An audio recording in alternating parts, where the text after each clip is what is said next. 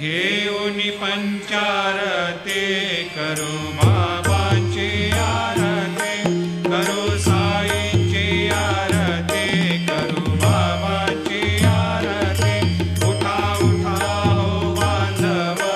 ओवाळू हार माधव साईर माधव ओवाळू हार माधव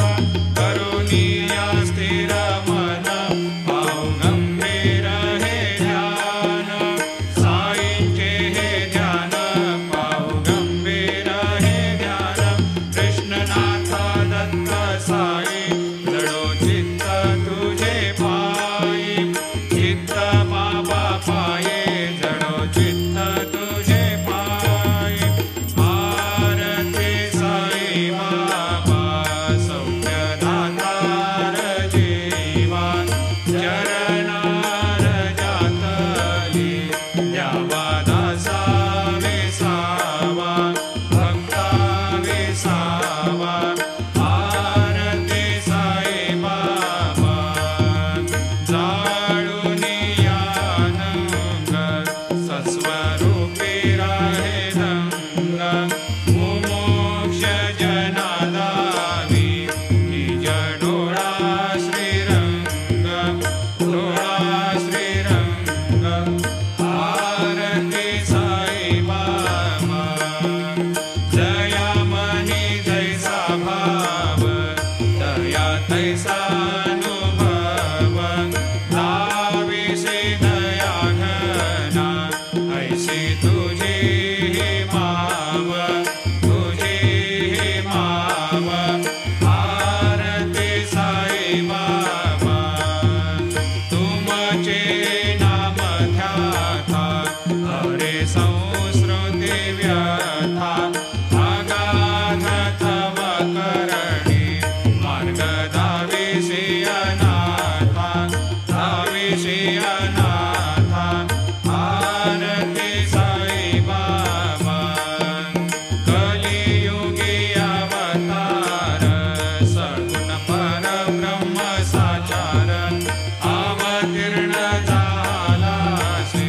स्वामी दत्त दिगंबर दत्त दिगंबर आरती साई बाबा 8 दिवसा गुरुवारी भक्त करे देवारे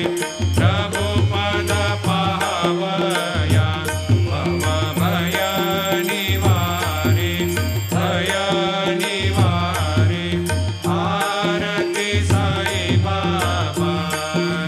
माझा निज द्रव्य ठेवा तव चरण रज सेवा मागणे हेची आता तुम्हा देवाधिदेवा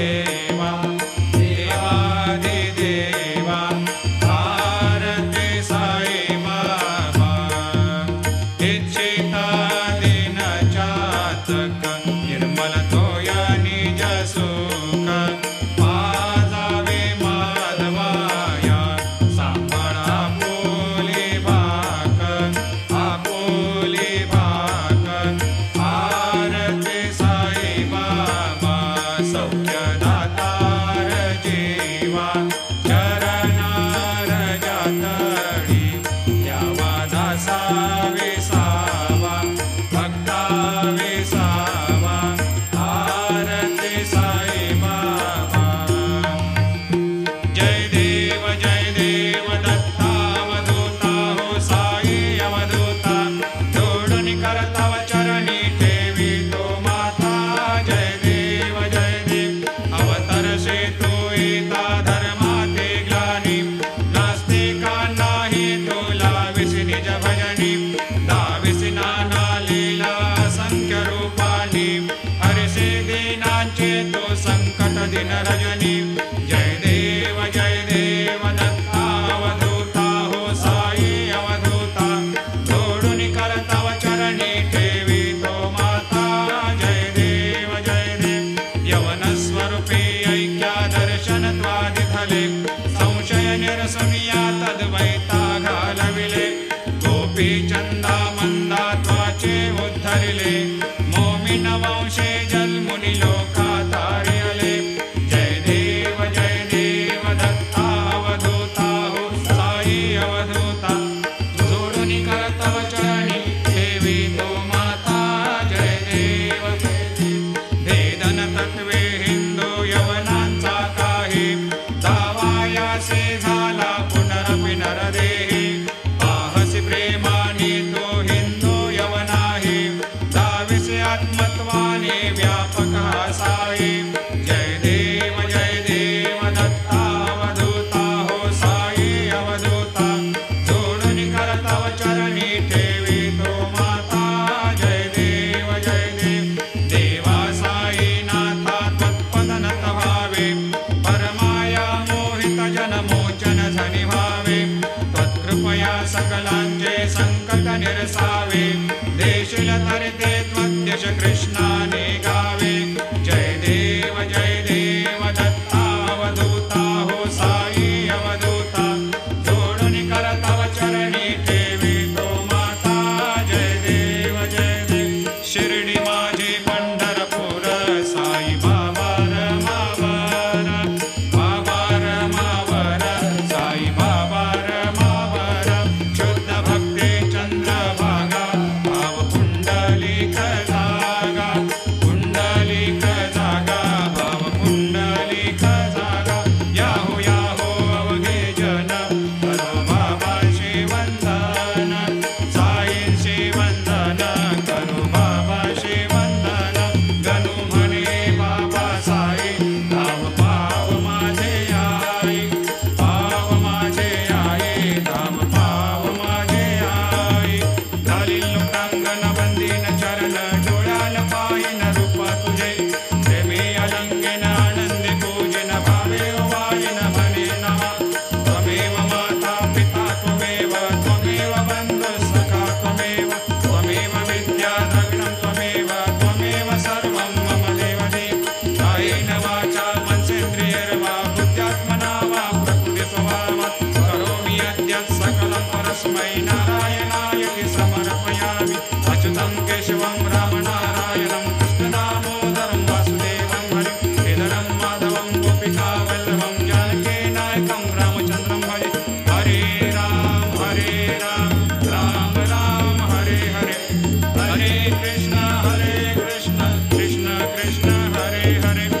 श्री गुरुदेव दत्त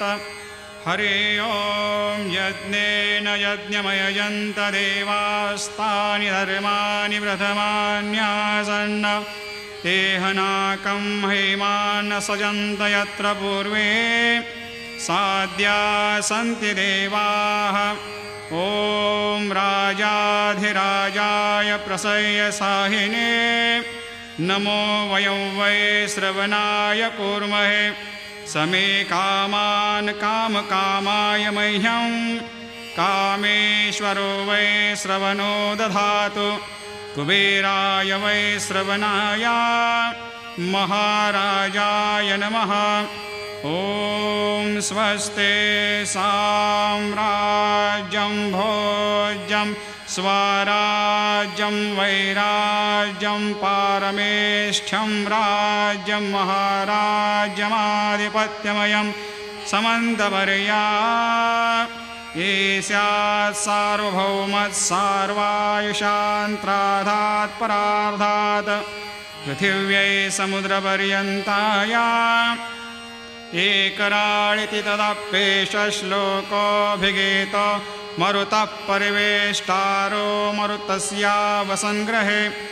आवीक्षितस्य कामप्रेर्विश्वे देवा सभासदैते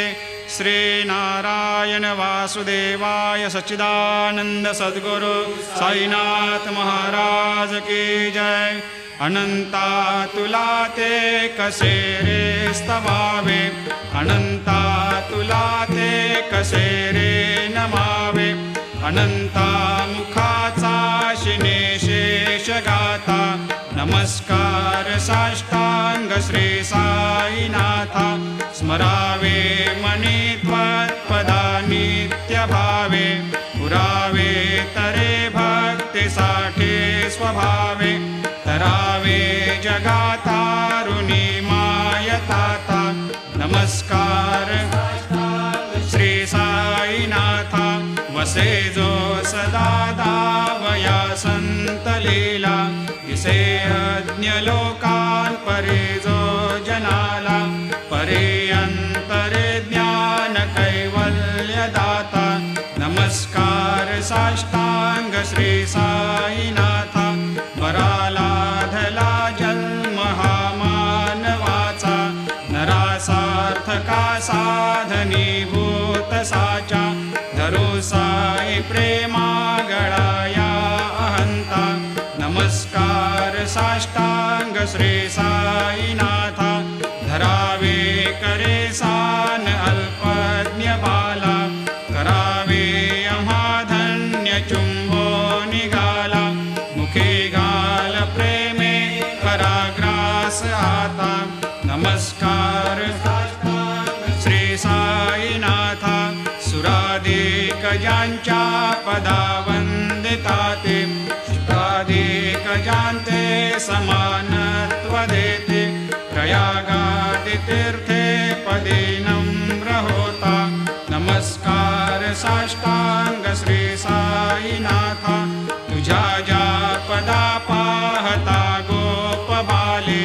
सदा रंगलेचे स्वरूपे मिळाले करी रास क्रीडा सवे कृष्णनाथा नमस्कार साष्टांग श्री साईनाथा तुला मागतो मागणे एक द्यावे करा जोडितो दीन अत्यंत भावे भवे मोहनी राज हातारे आता नमस्कार श्री साईनाथा ऐसा येई बा साई दिगंबरा अक्षय रूपावतारा सर्व हि व्यापक तो श्रुति सारा अनुसया त्रिकुमारा बाबा येई बा काशी स्नान जपा प्रतिदिवशी कोल्हापुर भिक्षेशी निर्मल नदी तुंगा जलप्राशी निद्रा माहुर देशे ऐसा येई बा झोळे लोंबतसे वाम करे त्रिशूल डमरू धारे भक्ता वरद सदा सुखकारे देशिल मुक्तिचारे ऐसा येई बा पायी पादुका जपमाला कमंडलो मृगचाला धारण कर सेवा नागजटा मुकुट शोभतो माथा ऐसा येई बा तत्पर तुझाया जे ध्याने अक्षय त्यांचे सदने लक्ष्मी वास करे दिन रजने रक्षसे संकट वारुणी ऐसा येई बा या परिध्यान तुझे गुरुराया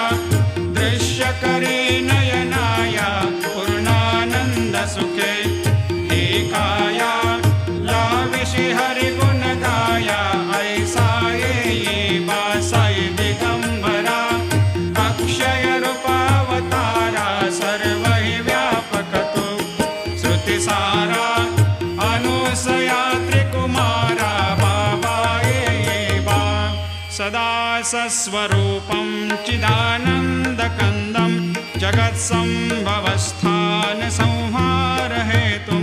स्वभक्तेच्छया मानुषं दर्शयन्तं नमामीश्वरं सद्गुरुं साईनाथं भवद्वांत विध्वंसमार्तण्डमीड्यं मनोवागतीतं मुनिर्ध्यानगम्यं जगद्व्यापकं निर्मलं निर्गुणत्वां नमामीश्वरं सद्गुरुं साईनाथं भवाम्भोधिमग्नार्दितानां जनानां स्वपादाश्रितानां स्वभक्ते प्रियाणां समुद्धारणार्थं कलौ सम्भवन्तं नमामीश्वरं सद्गुरुं साईनाथं सदा निम्बवृक्षस्य मूलाधिवासात् सुधाश्राविणं तेक्तमप्यप्रियन्तं तरुं कल्पवृक्षाधिकं साधयन्तं नमामीश्वरं सद्गुरुं साईनाथं सदा कल्पवृक्षस्य तस्याधिमूले भवद्भावबुद्ध्या सपर्यादिसेवां नृणां कुर्वतां भोक्तिमुक्ते प्रदन्तं नमामीश्वरं सद्गुरुं साईनाथम् अनेकाश्रुता तर्क्यलीलाविलासै समावेशकृतेषान् भास्वत्प्रभावम् अहं भावहीनं प्रसन्नात्मभावम् नमामीश्वरं सद्गुरुं साईनाथम् सतां विश्रमाराममेवाभिरामं सदा सज्जनैः सस्तुतं सन्नमद्भिः जनामोददं भक्तभद्रप्रदन्तं नमामीश्वरं सद्गुरुं साईनाथम् अजन्माद्यमेकं परब्रह्म साक्षात् स्वयं सम्भवं राममेवावतीर्णं भवद्दर्शनात् सम्पुनीतप्रभोऽहम् नमामीश्वरं सद्गुरुं साईनाथम् श्रीसाईश कृपानिधेऽखिलनृणां सर्वार्थसिद्धिप्रदा युष्मत्पादरजप्रभावमतुलं धातापि वक्ता क्षमः सद्भक्त्या शरणं कृताञ्जलिपुट सम्प्रापितोऽस्मि प्रभो श्रीमत्साई परेशपादकमलान् न्यान्यच्छरण्यं मम सायिरोपधर रागोत्तमं भक्तकामविबुधद्रुमं प्रभुं माययोपहतचित्तशुद्धये चिन्तयाम्यहमर्निशं मुदा शरत्सुधांशुप्रतिमं प्रकाशं कृपातपत्रं तव साईनाथ त्वदीयपादाब्जसमाश्रितानां स्वच्छायया तापमपाकरोतु उपासनादैवत साईनाथ स्तवैर्मयोपासनिना स्तुतस्त्वं रमेन्मनोन्मे तव पादयुग्मे भृङ्गो यथाब्जे मकरन्दलुब्धा अनेकजन्मार्जितपापसंशयो भवेद्भवत्पादसरोजदर्शनात् क्षमस्व सर्वान्धपरान्धपुञ्जकान् प्रसेद साये सद्गुरोदयानिधे श्रीसाईनाथ चरणामृतपोतचित्तास्तत्पादसेवनरतः सततं च भक्त्या संसारजन्यदुनितोर्धवनिर्गतास्ते कैवल्यधाम परमं समवाप्नुवन्ते स्तोत्रमेतत्पठेद्भक्त्या यो नरस्तन्मनः सदा सद्गुरो साईनाथस्य कृपापात्रं भवेद्ध्रुवं करचरणकृतं वा कायजं कर्मजं वा श्रवणनयनजं वा मानसं वा अपराधं विहितमविहितं वा सर्वमेतत् क्षमस्व जय जय करुणाब्धे श्री प्रभो साईनाथ श्री सच्चिदानंद सद्गुरु साईनाथ महाराज की जय।